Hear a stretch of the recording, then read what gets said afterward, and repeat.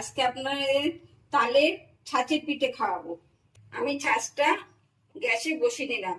আমরা চালের গুঁড়ো নিয়েছি, এক ছোট বাটি মিশ্রির গুঁড়ো, এটা আমি মাখিয়ে নেব।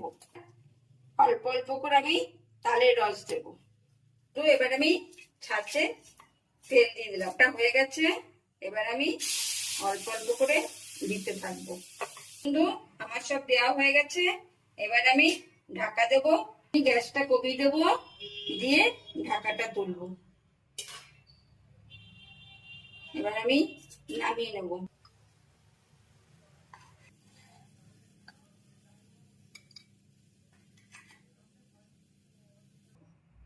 বন্ধু লাইক কমেন্ট সাবস্ক্রাইব করে দেবেন। এই দেখুন ভেতরটা কত সুন্দর হয়েছে। আপনারা বাড়িতে করে খাবেন অতি অবশ্যই।